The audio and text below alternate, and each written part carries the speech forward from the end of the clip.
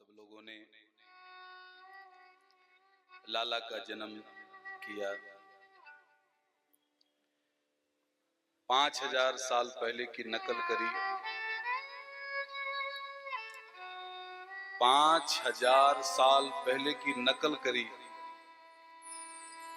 उसी तरह बसदेव जी बनाए, उसी तरह लाला को टोकरी में बिठाया, उसी तरह हम भी गोपी बनी।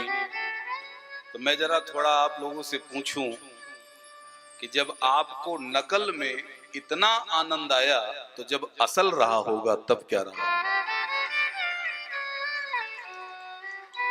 मेरे पास शब्द नहीं है जो मैं आपको सुना सकूं कि असल में क्या रहा हो।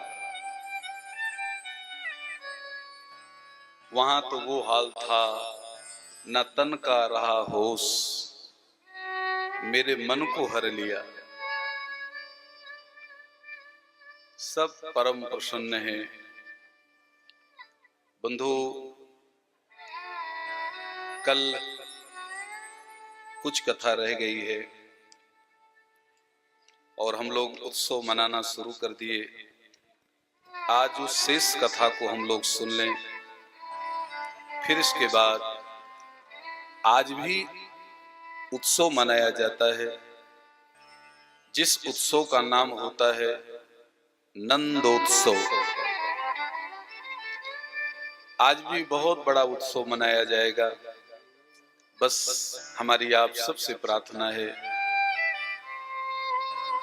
जो कथा में आ चुके हैं वो अपने चित्त को कथा में लगा लें, और जो कथा में आ रहे हैं वो बड़ी शांति के साथ जहां जिसको जगह मिल जाए आप लोग बैठ जाएं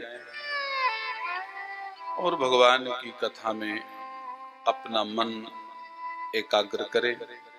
क्योंकि यहाँ कुछ ऐसे श्रोता बैठे हैं जो बहुत ही एकाग्र मन से कथा सुन रहे हैं।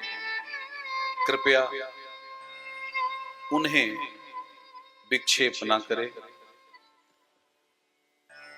आओ सबसे पहले ये विचार करें कि भगवान का प्राकट्य किस महीने में हुआ।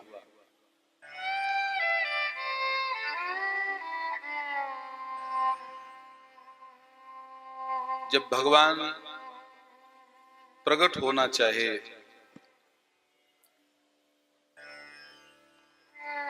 तो भगवान विचार करने लगे मैं किस महीने में आऊं।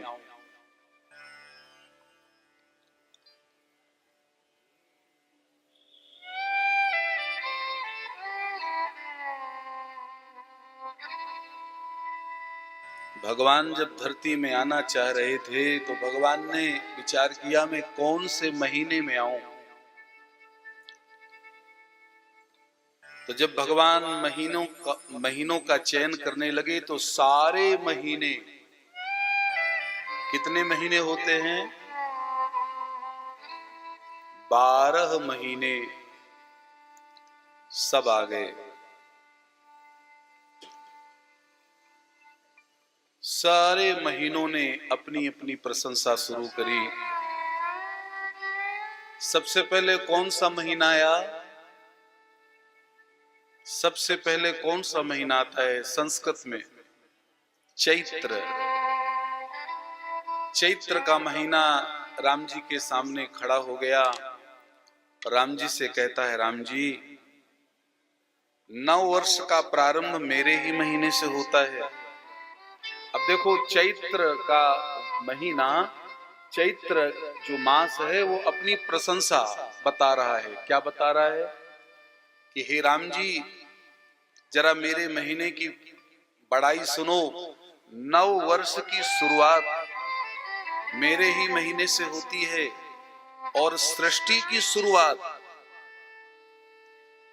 चैत्र से ही होती है। नवरात्रि की शुरुआत चैत्र से होती है। और राम जी कन्हैया से, चैत्र कन्हैया से कह रहे हैं, कन्हैया मेरे महीने में राम जी आए हैं।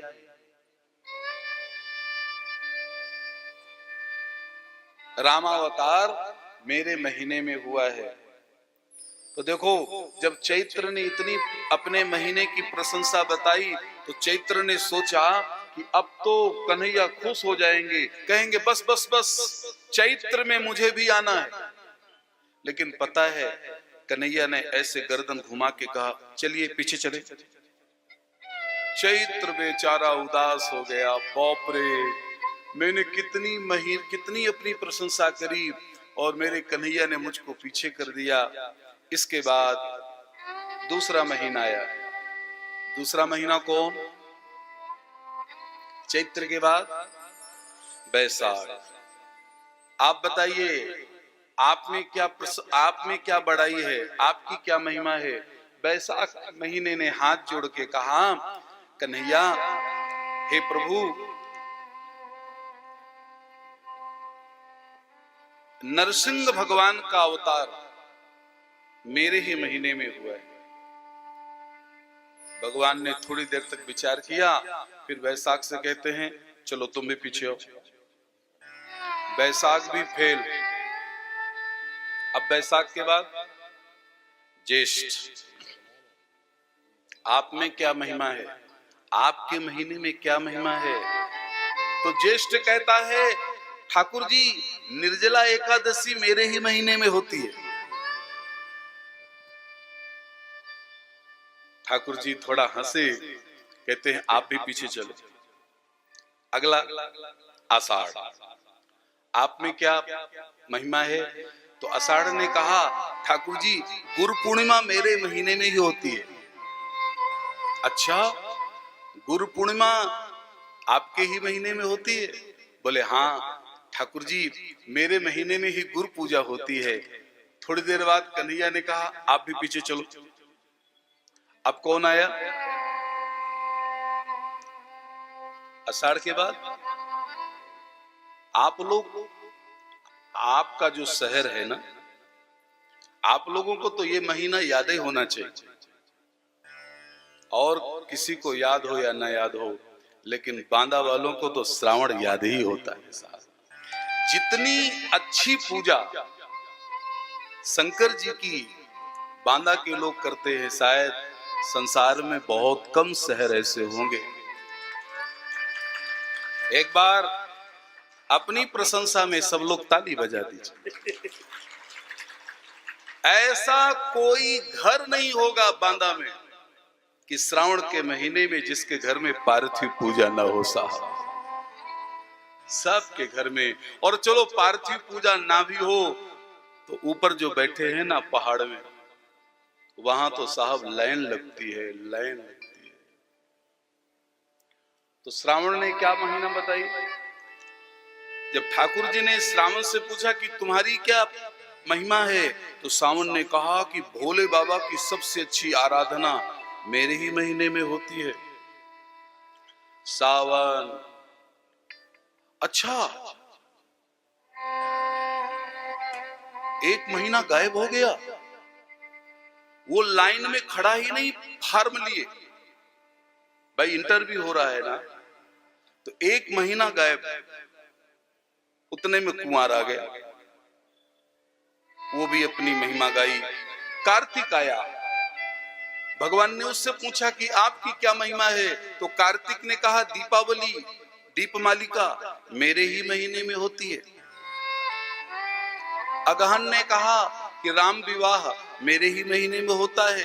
पूस ने अपनी महिमा गाई, माघ ने अपनी महिमा गाई, फाल्गुन ने अपनी महिमा गाई। भगवान सबको निकालते गए, हटाते गए, हटाते गए। और बंधु, जब भगवान ने किसी महीने का चयन नहीं किया, भगवान के मुख से निकला कि भैया आप सभी महीने आए, आप सब लोगों ने अपना फॉर्म भरा, आप सबका इंटरव्यू भी मैंने किया, लेकिन आपका किसी का चयन नहीं। तो किसका चयन? बोले मैं भादों के महीनों को चयन किया। तो जैसे ही भगवान ने भादों का महीना नाम लिया, तो जितने महीने थे वो सब कहने लगे कि भादों तुमने तो फॉर्म भी नहीं डाला, और ना तुमने इंटरव्यू में बैठे तो भगवान ने तुम्हारा चयन कैसे कर लिया। तो जरा भादों की बात सुनो। भादों ने कहा सुनो, जब तुम लोग फार्म भरकर इंटरव्यू दे रहे थे तो तुम सब लोग कन्हैया को मना रहे थे, और उसी समय मैं कन्हैया को छोड़ करके राधा रानी को मना रहा था। तो राधा रानी ने मेरा चयन कर दिया। मैं भादो भगवान कृष्ण को नहीं मना रहा था, मैं राधा रानी को मना रहा था कि हे राधा रानी, कन्हैया को जिस महीने में आना हो वो उस महीने में जाए, लेकिन हे राधे रानी तुम मेरे महीने में आओ। और जब राधा रानी ने मेरे महीने को स्वीकार कर लिया तो भगवान ने कहा राधे तू चिंता मत कर, जिस महीने में तू आएगी उसी महीने में मैं भी आऊंगा। इसीलिए भगवान ने भादों का महीना चेंज किया। भादों का एक ऐसा महीना है बंधु, याद रखना, भादों के महीने में राधा रानी का प्राकट हुआ है। भादों के महीने में दाऊ दादा यानी बलराम जी का प्राकट हुआ है, और भादों के महीने में हमारे कन्हैया का भी प्राकट हुआ है।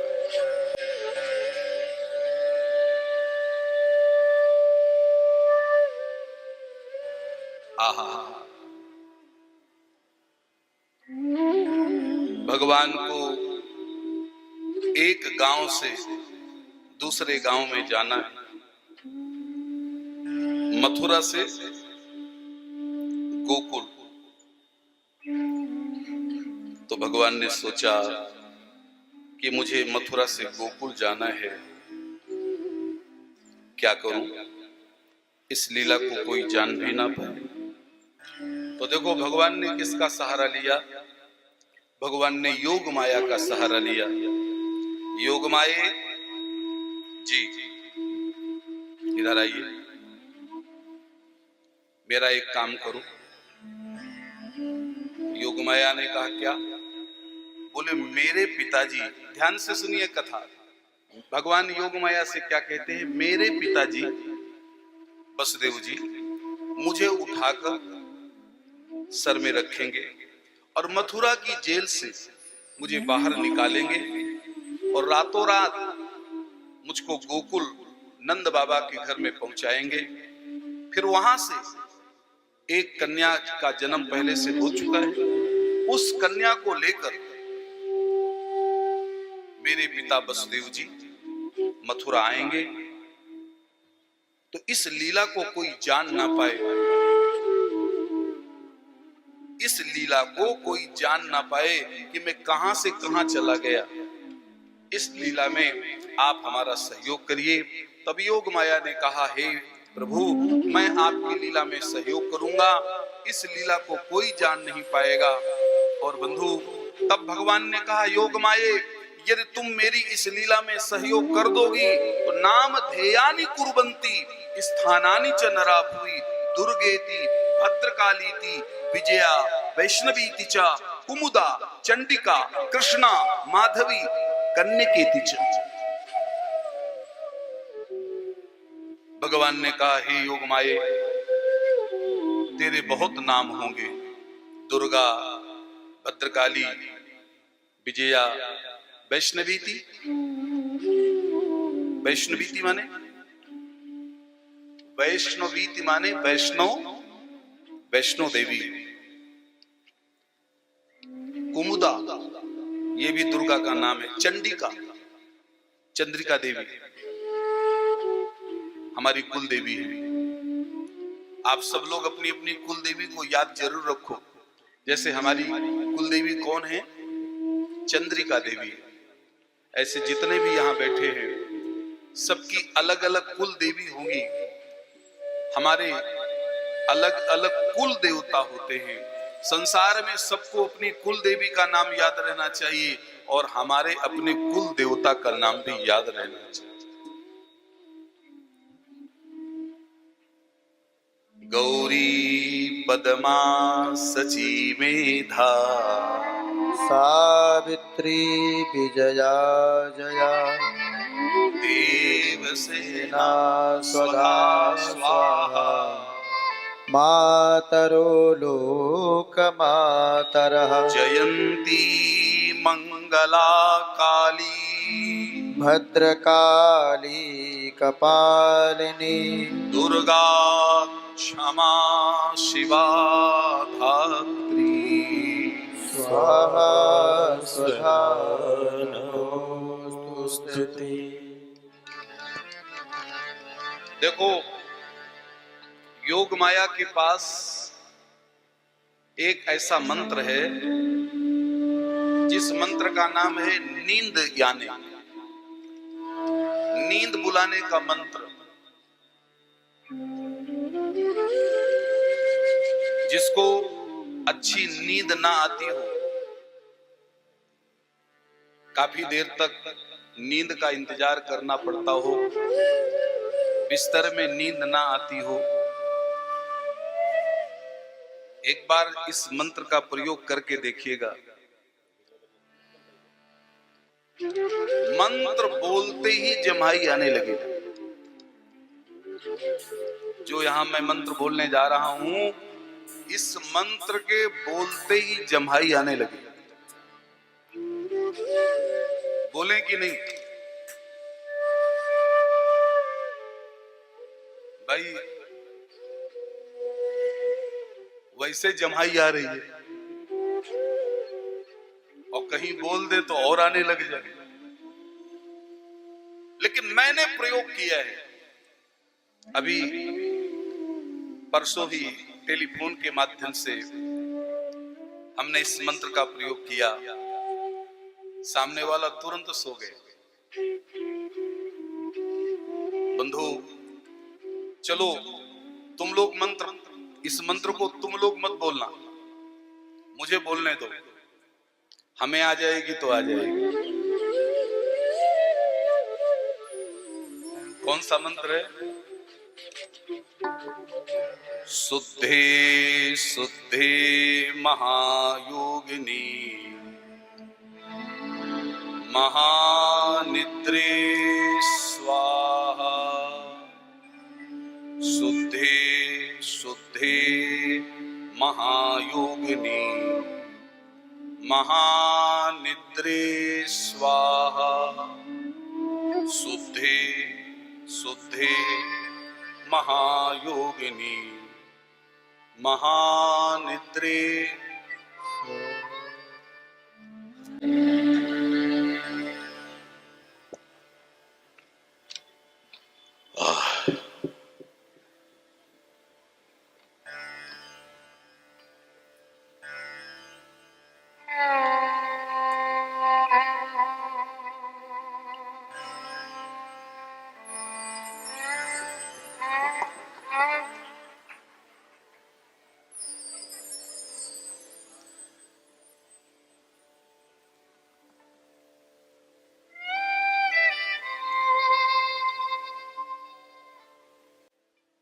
मेरे भैया, निद्रा की कभी निंदा न करिएगा। निद्रा क्या है? ये जो 7 खंड में बैठी है ना, 7 खंड है ना, कितने हैं? माहेश्वरी मैया के खंड,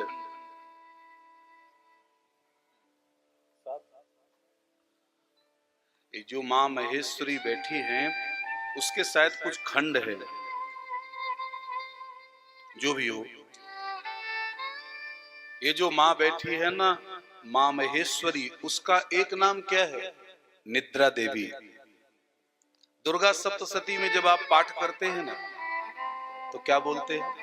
या देवी सर्वभूतेषु निद्रा रूपेण संस्थिता नमस्तस्यै नमस्तस्यै नमस्तस्यै नमो।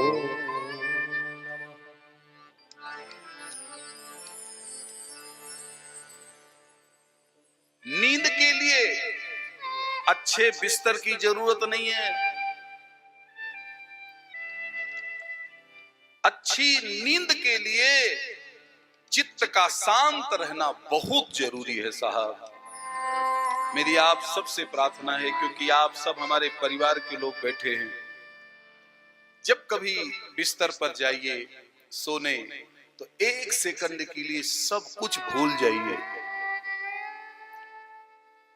हम लोग क्या करते हैं पता है, जब सोने जाते हैं तो दुनिया की बातें याद करते हैं। कथा कराने वाले आयोजक तो जब सोने जाते उसी समय कल की प्लानिंग बनाना शुरू कर दे, कल क्या करना। बंधु याद रखना, जहां आप नींद में कोई प्लान बनाया कि अब आगे क्या करना है, तो आपकी नींद बिगड़ जाएगी।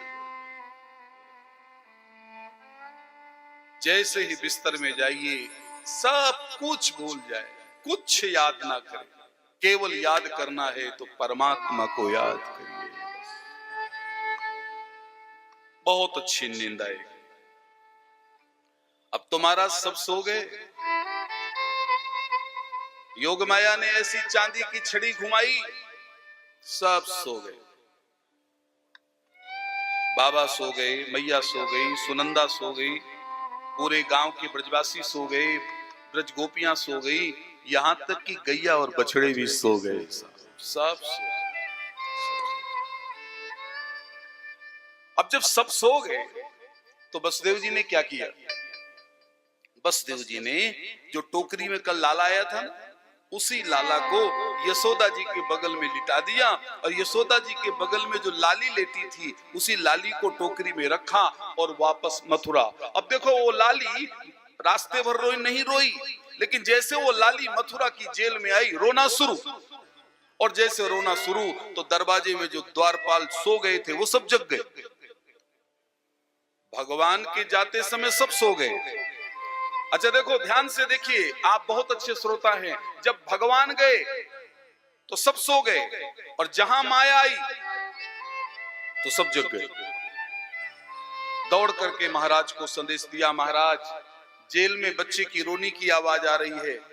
महाराज कंस आए हैं, देवकी से पूछा है क्या 8वां हो गया? देवकी ने कहा हाँ भैया 8वां, लेकिन भैया इसको मत मार। क्यों? क्योंकि ये बेटा नहीं है, ये बेटी है। कंस ने कहा आकाशवाणी तो हुई थी कि देवकी का 8वां काल आएगा, ये काली कहां से आ गई? अरे ये काली कहां से आ गई? देवकी जल्दी बता। अब देवकी ने छिपाया, भैया मैं नहीं जानती काली कहां से आ गई। ओ, ये भी देवताओं की कोई राज है, बेटी का बेटा मुझे कहीं ना मारे, इसलिए मैं इसको नहीं छोड़ूंगा। और जरा मेरी ओर व्यासपीठ की तरफ देखिए, देवकी की गोदी से उस कन्या को छीना है, बल्कि देवकी नहीं दे रही थी, देवकी बेटी को छिपा रही थी, और जैसे छीना है और छीन करके कंस ने उस कन्या को ऐसे कई बार घुमाकर और जैसे पटक कर मारना चाहा, बंधु वो कन्या को कंस मार नहीं पाया। वही कन्या योगमाया कंस की छाती पर लात का प्रहार किया और आकाशवाणी किया, अरे दुष्ट, तू मुझे क्या मारेगा? तेरे मारने वाला ब्रज में पैदा होगा। और बंधु वही कन्या नंदक गोप ग्रहे जाता, यशोदा गर्भ संभव ततस्तौ नाशयिष्यामि विंध्याचल निवासिनी।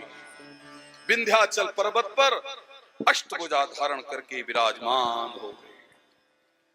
बंधु संसार में जितनी भी शक्तिपीठ हैं सभी प्रणम्य हैं, लेकिन विंध्याचल की शक्तिपीठ अत्यंत प्रणम्य है। वहां भगवती का नित्यवास। एक बार संसार में सबको विंध्यवासिनी का दर्शन जरूर करना चाहिए। आओ, मां की नगरी में कथा हो रही है और हमारे जो जजमान हैं आदरणीय मेवा शर्मा जी और आदरणीय मेवा शर्मा जी और आदरणीय रामदास शर्मा जी, इनका भी एक देवी मंदिर है। उस देवी का नाम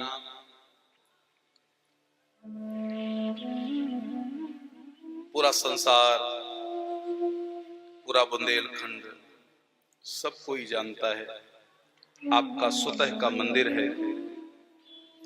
एक बार आप लोग ही अपने मुखारविंद से खड़े होकर दोनों प्राणी अपनी माता जी की जयकार करिए और फिर आप सब लोग और हम लोग करेंगे। आप मंदिर में जो विराजमान है मैया, आप लोग जयकार करें।